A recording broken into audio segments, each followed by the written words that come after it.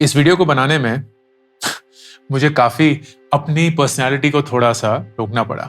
मुझे मेरी इन्वेस्टमेंट्स क्या हैं, मेरा लाइफस्टाइल क्या है, हम कितने पैसे कमाते हैं, क्या कमाते हैं, हमेशा ऐसे वीडियोस बनाने में हिचकिचाहट होती है, क्योंकि ऐसा लगता है कि शो ऑफ हो रहा है, ऐसा लगता है कि लोगों को दिखा रहे हैं कि कितना पैसा है और देखो हम कितने कूल हैं, हम कितने अमीर हैं। लेकिन जब कभी भी मैंने ये वीडियोस बनाए हैं, आप सबकी जेनरोसिटी से मुझे बहुत बहुत अच्छा लगा है। बहुत सारे लोग बोलते हैं कि सर ये इंस्पायरिंग है, इसके चलते हमें दिखता है कि आप कैसे सोचते हैं, कैसे अपनी जिंदगी जीते हैं, कैसे जो आप हमें बोलते हैं वो वाकई में सच है कि नहीं है, and that then gives me encouragement. इस वीडियो में मैं अपना जो टोटल इन्वेस्टमेंट पोर्टफोलियो है करीब 13 करोड़ 64 लाख रुपए का, उसका ब्रेकडाउन क्या है, उसके ब्रेकडाउन के कौन कौन से एसेट्स हैं, क्या क्या उसके रिटर्न्स हैं, वो सब आपको दिखाने की कोशिश करूंगा। प्लीज इस वीडियो को उसी नजर से देखिएगा जिस नजर से मैं इसको बनाने की कोशिश कर रहा हूं, कि ये शो ऑफ नहीं है।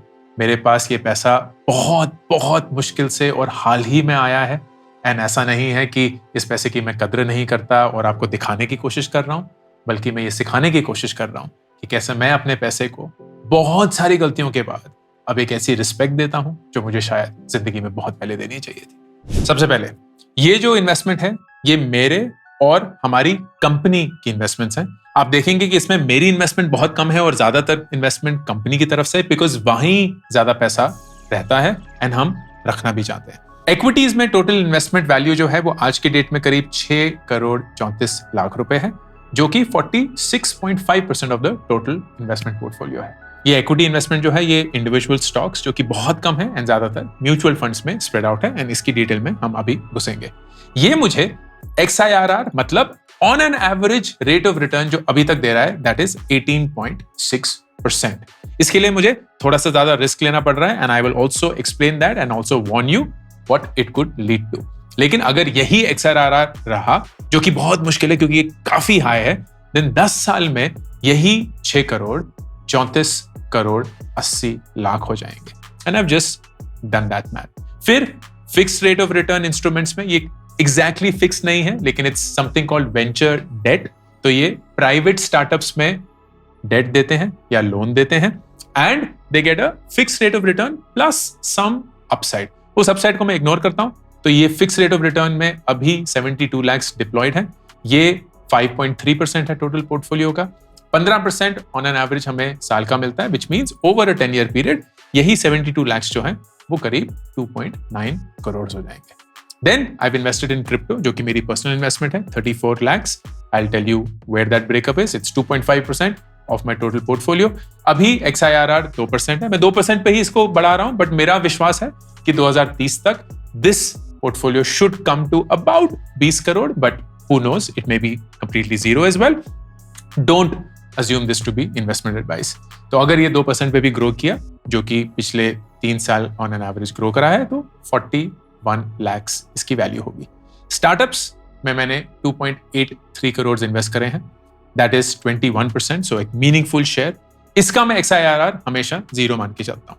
जब भी मैं एक स्टार्टअप को पैसे देता हूं, आई अज्यूम कि कोई पैसा वापस नहीं आने वाला है। Of course that is not the reality, but कितना आएगा, कब आएगा, it is absolutely random and not something that I can predict. तो मैं मान के चल रहा हूं कि ये 2.83 ही रहेगा, बल्कि काफी पॉसिबिलिटी है कि ये 0 हो जाएगा, and that's what I assume.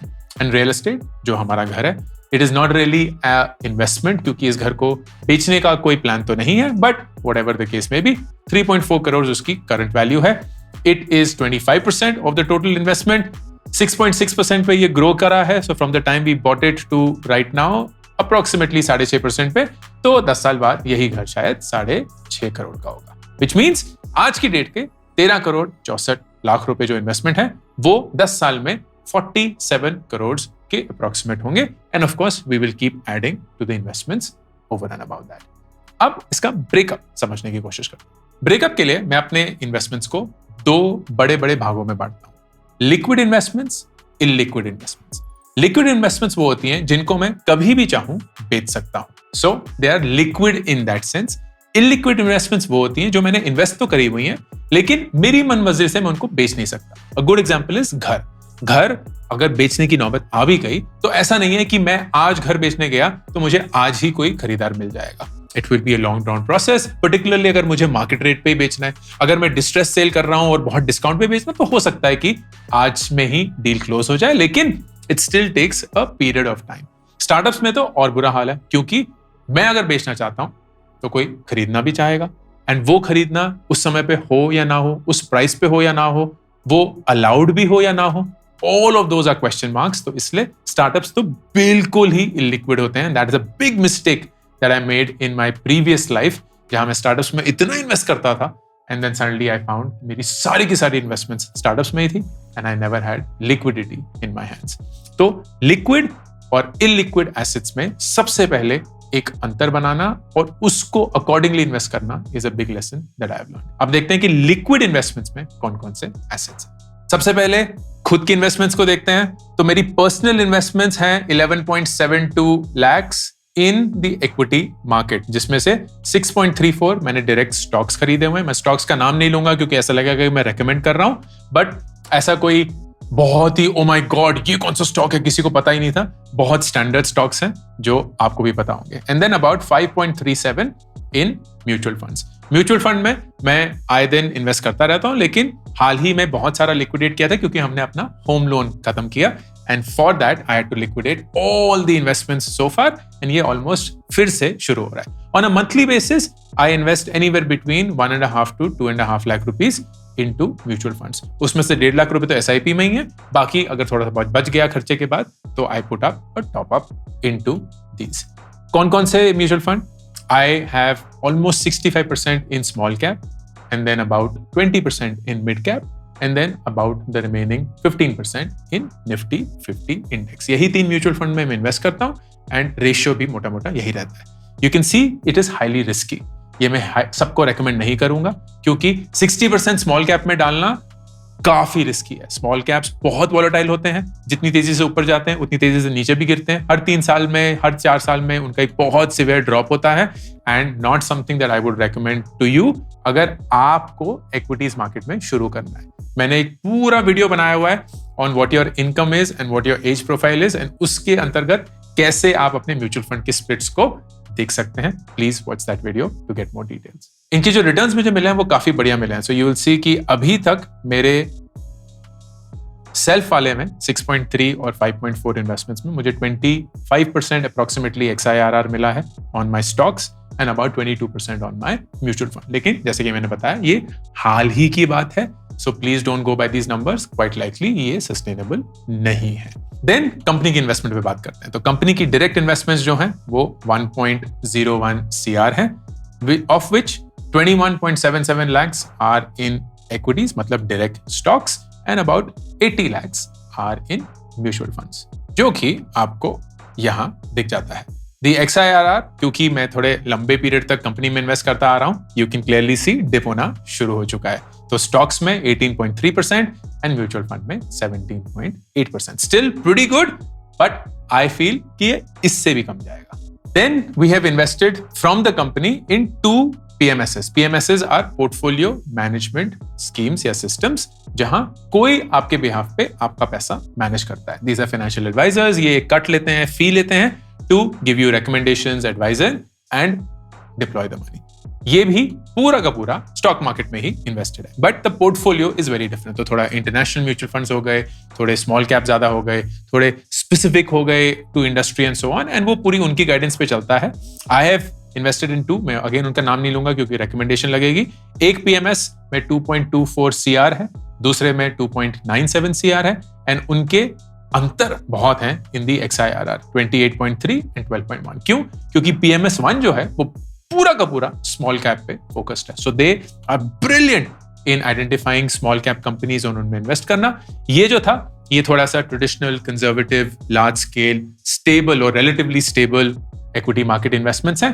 तो योर यूजुअल सस्पेक्ट्स की निफ्टी 50 में थोड़ा डाल दिया, थोड़ा इमर्जिंग मार्केट्स में डाल दिया, थोड़ा चाइना में डाल दिया, एंड चाइना फिर काफी फट गई पिछले 2-3 साल में। थोड़ा US में डाल दिया, वो भी हाल ही में थोड़ा सा बढ़ने लगा है, बट पिछले 1-1.5 साल से काफी बुरा ही चल रहा था, सो ऑन। तो 12.1% उसका रेट ऑफ रिटर्न है। Then 72 lakhs is invested in venture debt. जैसे कि मैंने बताया कि ये एक फंड है जो कि स्टार्टअप्स को लोन देता है, and that's why because startups risky होते हैं, their rate of interest is much higher than a usual business loan, क्योंकि ये इक्विटी बैक्ड डेट होता है, and there is also upside to it, जो मैंने अज्यूम किया है 0 है. So this will give you 15% rate of return. इसमें हमने 2 करोड़ की एलोकेशन करी हुई है, जिसमें से 72 lakhs हम डिप्लॉय कर चुके हैं. एंड ये जो ड्रॉ डाउन नोटिस हैं, बेसिकली एलोकेशन जो है वो ऑलमोस्ट एवरी क्वार्टर आता रहता है 10-20 लाख रुपए का, and over a period of 2 years they take the entire 2 crore commitment from you. This is 72 lakhs. Then crypto is about 34. मैं अक्सर बात कर चुका हूं कि क्रिप्टो में मेरा बहुत बेसिक सा अप्रोच है कि मुझे 1 bitcoin, 10 Ethereum, 100 Solana and anything else, but basically यही 3 कॉइन्स चाहिए. मैं इनको बहुत बार गलती से स्टेबल कॉइन्स बुलाता हूं, क्योंकि मेरे दिमाग में दीज आर द स्टेबलर या less risky coins as compare to other coins. ये स्टेबल कॉइन्स नहीं है, स्टेबल कॉइन्स बहुत अलग होते हैं. They are pegged to a certain currency, जैसे USDC, USDT, वो स्टेबल कॉइन्स होते हैं. These in my head are less risky than a Doge coin और इधर उधर का कॉइन. लेकिन मेरा क्रिप्टो का जो बिलीफ है वो यही है कि ये 3 प्रोजेक्ट्स को मैं बैक करना चाहता हूं, and that's why I have them. To give you a sense of what it looks like, this is my current split. ये मेरे लेजर का स्क्रीनशॉट है. तो बिटकॉइन जो है आई हैव 0.67 हियर, बाकी का कहीं और है. 9.99 इथीरियम, 101 सोलाना, और मैंने मैटिक में भी डाला हुआ है because that's a project that I want to back and I genuinely believe in it. ये उनकी करंट वैल्यूज हैं, तो 16 लाख के करीब, 15 लाख के करीब, 2 लाख के करीब, 50,000 के करीब. So it adds up to about 34 lakhs. इसके बियॉन्ड अराउंड 32 lakhs मेरा वॉल्ट में भी है, but I have assumed again to be 0. Vauld में मैंने 2021 में अराउंड 32 lakhs इन्वेस्ट करे थे. ऑल ऑफ दैट वाज, आप देख सकते हैं, मैटिक खरीदा हुआ था, सोलाना खरीदा हुआ था, इथीरियम खरीदा हुआ था, बिटकॉइन लिया हुआ था. तो all of these investments were there, but क्योंकि 4th of July 2022 को वर्ल्ड ने अपना विड्रॉल्स बंद कर दिए, so all of this is right now stuck. I assume this to be 0. अगर आता भी है तो फ्री या बोनस होगा, but it is something that does not count into the investment portfolio. So this then basically gives you a total value of 7.4 CR in the liquid assets. इनको मैं कभी भी चाहूं तो quote unquote बेच सकता हूं. Actually venture debt अभी भी क्वेश्चन मार्क है, but I have kind of included in that. बाकी किसी को भी मैं कभी भी चाहूं तो बेच सकता हूं, including my crypto, and I should get reasonably close to ये वैल्यू जो है. Now let's go to the illiquid assets, जिनको मैं मन चाहे नहीं बेच सकता. इलिक्विड में जैसे कि मैंने बताया 2 मेन चीजें हैं, चीजें नहीं है, चीजें हैं. एक घर, ये घर हमने 3.5 साल पहले लिया था. इट वाज फॉर अबाउट 2.75 जब हमने लिया था. आज करीब 3.4 का है. अगर आप कैलकुलेट करेंगे तो it's growing at about 6.5%, which is not even beating inflation. But जैसे मैंने बताया, घर है हमारा, इसका कोई बेचने का कोई प्लान नहीं है. So it's not technically an investment, लेकिन हाँ एक एसेट बना हुआ है. So I have just counted in there. आप गलती मत करिएगा कि इसको एक एसेट के रूप में देखें, क्योंकि asset is something that only makes you money. ये घर हमारे लिए पैसे नहीं बना रहा. इनफैक्ट हमारे पैसे जाते हैं इस घर को मेंटेन करने के लिए, इस घर में रहने के लिए, and so on. So it's not really an asset, it's technically a liability, but a liability that we are willing to bear. क्योंकि अगर हम कहीं और भी रहेंगे किराए पे या किसी भी, तो उतना ही हमें पैसा खर्च करना ही पड़ेगा. गुड थिंग इज कि ये घर अब लोन फ्री है. It took us about 3 years to pay this, and बहुत शुक्रगुजार हैं हम कि हम इतना बड़ा अमाउंट, हमने करीब 2 करोड़ का लोन लिया था, वो 2 करोड़ का लोन हम चुका pi by getting this in order. दूसरा, स्टार्टअप्स में बहुत सारी इन्वेस्टमेंट्स करी हुई हैं. यूजुअली जो टिकट साइज है वो बिटवीन 7 to 15 lakhs का होता है. कुछ में 20-25 लाख भी किए हुए हैं, इवन हायर. ये बहुत वाइल्ड बेट होते हैं. मैं स्टार्टअप्स में इन्वेस्ट पिछले 10 साल से करता आ रहा हूं, एंड पूरे 10 साल में I have had like 2 winners, but वो विनर्स इतने बड़े हुए हैं कि उन्होंने कुछ 25-30 गुना मेरा इन्वेस्टमेंट वापस कर दिया है. बाकी सब फुस. And that's the nature of startups. 90% fail rate, 10% भी बहुत ज्यादा बोल रहा हूं, 2% विन रेट होता है. लेकिन वो जो विन रेट होता है वो बहुत अच्छा होता है. So I don't know how much this can grow to. 2-3 investments हैं जिन पे मैं बहुत बुलिश हूं, एंड इट्स क्वाइट पॉसिबल कि वो मुझे 10x 20x दे देंगे. I also tend to invest slightly later now, क्योंकि मुझे रियलाइज हुआ कि एंजल इन्वेस्टिंग जो है वो बहुत ही रैंडम है. एंड अगर मेरे पास उतना पैसा नहीं है, जो कि क्लियरली नहीं है, कि मैं हर एक स्टार्टअप में इन्वेस्ट कर पाऊं, इट इज बेटर कि मैं सिर्फ उन्हीं में इन्वेस्ट करूं जहां एक इंस्टीट्यूशनल इन्वेस्टर आ चुका है, and they are able to get it there. अगर आप as a retail investor startups में invest करना चाहते हैं, then there are a few options for you. In India, there is Let's Venture, there is AngelList.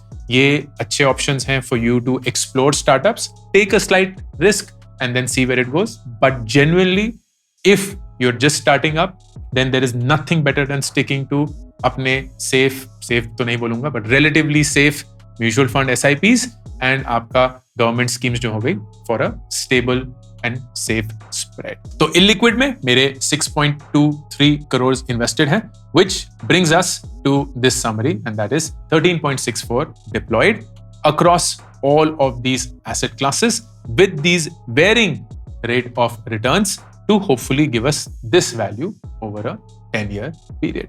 गोल ये है कि जितना भी पैसा आता रहेगा उसको रेगुलर और इरेगुलर इन्वेस्टमेंट्स में ब्रेक किया जाए. रेगुलर इन्वेस्टमेंट्स क्या हैं? Mutual fund SIPs. तो मेरा पर्सनल SIP चलता रहता है which is from the salary that I get and Ruchi gets. हमारा कंपनी का SIP है which is a bare minimum हर महीना, क्योंकि वी नो कि इतना प्रॉफिट तो हर महीना बनेगा ही, लेकिन कभी भी अगर कुछ टॉप अप आ जाता है या कोई एक्स्ट्रा कैश आ जाता है, so we always do a top up as well of the mutual funds that are in the same spread. 60% small cap, around 20% mid cap and 15 से 20% large cap या Nifty 50. Then हमारा regular investment हमारे PMS में है, जहां हर महीने या हर 2 महीने एक अमाउंट जाता है. It is not an SIP, तो डिटरमिन करते हैं कि कितना अमाउंट बच गया है and we deploy it there. Venture debt वाला which happens every quarter, तो है every quarter एक ड्रॉडाउन नोटिस आता है and उसमें हम इन्वेस्ट करते हैं. एंड देन क्रिप्टो इन्वेस्टमेंट रुक चुकी है. इट इज द सेम, क्योंकि we have hit our number of 1 BTC, 10 Ethereum, 100 Solana, तो हम इसी पे आप टिके रहेंगे. इससे ज्यादा इन्वेस्टमेंट नहीं होगी. I don't even check it. Generally मैंने ये बहुत टाइम बाद चेक किया टू फिगर आउट कि अभी ये 34 लाख पे है. I am not going to look at it till 2030. No plan of selling it, no plan of looking at it any daily basis. फिर हमारे इरेगुलर इन्वेस्टमेंट्स होते हैं. इरेगुलर इन्वेस्टमेंट्स में सबसे ज्यादा आता है स्टार्टअप्स. जब आ गए, कोई आ गए या नहीं आए, तो उसी के हिसाब से इन्वेस्टमेंट होती है. ज्यादातर जो इन्वेस्टिंग होती है वो कंपनी के थ्रू होती है इफ इट्स इंडिया बेस्ड. अगर इंटरनेशनल स्टार्टअप है तो पर्सनली करता हूं बिकॉज वो LRS या लिबरलाइज्ड रेमिटेंस स्कीम के अंडर आता है. So we do it at a individual level. That is how the split happens. Here is the best part. ये पूरा पोर्टफोलियो अगर मैं आपको 2020 के एक वीडियो में दिखाता, it would not have been more than 20 lakhs total. किसी कंपनी का कुछ नहीं था, खुद के पैसे बिल्कुल नहीं थे. वो जो 20 लाख रुपए इन्वेस्टेड थे वो बेसिकली हमारे महीने खाना चलाने का खर्चा था for a period of 5 to 6 months. All of this has happened in the last 3 years. And it happened क्योंकि मैंने सबसे इंपॉर्टेंट चीज पे बेट किया, खुद पर. मैंने ये डिसाइड किया कि मैंने बहुत गलतियां करी हैं पैसे के साथ, बहुत कुछ सीखा है, एंड मेरे पास ये नाक है कि मैं पैसा बना सकता हूं, फाइट मार के, कुछ भी करके, लेकिन इनर्शिया नहीं है दिमाग में. खुद पे विश्वास है. अगर हारूंगा भी तो पता है कि सड़क पे कभी नहीं जाऊंगा. हमेशा सर पे एक छत होगी, परिवार को, खुद को खाना पहनने के लिए कपड़े दे पाऊंगा, and that is bare minimum. लेकिन खुद पे तो बेट लेना ही पड़ेगा.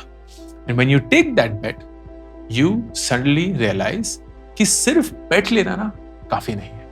जो पैसा आपको मिलता है उस पैसे की इज्जत कर पाना, उसको सही से परख पाना, इन्वेस्ट कर पाना, एंड उस इन्वेस्टमेंट को देखकर ये डिसाइड करना कि वो काम कर रही है कि नहीं, ये सोच पाना उतना ही जरूरी है. So the big mistake that I made for the longest time is कि मैं पैसे बनाने पे फिक्सेटेड था कि अपनी जॉब में ग्रो करूं, अपने स्टार्टअप में ग्रो करूं, फंडिंग रेस कर लूं, ये कर लूं, वो कर लूं. एंड जितना भी पैसा आता था ना, I never thought of how to truly invest in. तो गलतियां करी, सारा पैसा स्टार्टअप में डाल दिया. खुद के स्टार्टअप में ऑलमोस्ट सारी सेविंग्स इन 2015 डाल दी. तो near by when it started, पूरी की पूरी मेरी savings which was around 60 lakhs I put into near by. और कोई पैसा उस समय तक कमाया नहीं था तो वो पूरा उसमें डाल दिया. बिग मिस्टेक, बिकॉज कोई लिक्विडिटी नहीं थी. जो भी और पैसा आता था स्टार्टअप्स में वापस डाल दिया, क्योंकि स्टार्टअप की दुनिया से था, स्टार्टअप की इकोसिस्टम में था. हर एक इंसान स्टार्टअप कर रहा था, तो मैं भी स्टार्टअप कर रहा था. And it went for a toss. कभी म्यूचुअल फंड में इन्वेस्टमेंट नहीं किया, कभी सोचा ही नहीं कि किसी और चीज में डालें. My wife far smarter, continue to invest in meaningful assets, mutual fund, SIPs चल रहे हैं, सब कुछ चल रहा है. मैं कूल हूं, I am like that. Didn't work out. दूसरा, because you have a knack of making money, you don't know how to grow it. तो आपको लगता है कि आपकी सिर्फ एक ही इनकम है, और कौन सी है? आपकी इनकम। गलत। आपकी salary is not the only income that you should have. आपको पैसिव इनकम स्ट्रीम्स क्रिएट करनी ही है। And I have made a whole host of videos on कौन कौन सी पैसिव स्ट्रीम्स हैं which allow us to earn the kind of money that we do. Last year हमने as a business 27 crore रुपए कमाए, उसमें से काफी हिस्सा कोर्सेज से आया which sell on their own. Very few time involved. हम एक बार शूट करते हैं, अच्छे से शूट करते हैं, स्टूडेंट्स की मदद करते हैं, रिफंड पॉलिसी देते हैं, and we allow them to learn or get their money back if they did. हमारे ब्रांड कोलैबोरेशंस जहां डिस्ट्रीब्यूशन के चलते हम उन ब्रांड्स को मदद करते हैं, हमारी talks which help me monetize my time and my experience and get there. Affiliate income जो कि 100% automated है, कहीं कोई वक्त नहीं लगता. Royalty income जो कि 100% automated है, किताब लिख दी है, वो बिके जा रही है, मुझे अपना वक्त नहीं बिताना. All of this is a large part of passive income stream जिसके through I build this corpus, pamper my team, give them a lot of perks, give them a lot of profit sharing, earn a nice happy salary. Between my wife and I, हम 1.2 करोड़ हर साल salary ले लेते हैं, which is an insane amount and enough for our needs and more. तो बाकी का पूरा पैसा company and it earns a profit of regularly 6, 7, 8 crores every year and we keep deploying that towards a larger goal. वो गोल क्या है वो मैं आपके साथ अभी शेयर नहीं कर सकता क्योंकि अभी फॉर्म ही हो रहा है, बट एक बहुत बड़ा लेसन जो मैंने सीखा है कि पैसा कमाना और उस पैसे को खुद के लिए यूज कर पाना ये एक कला है। That's what I've been trying to teach you for all these years and I hope that you apply in your life. Ankur signing off.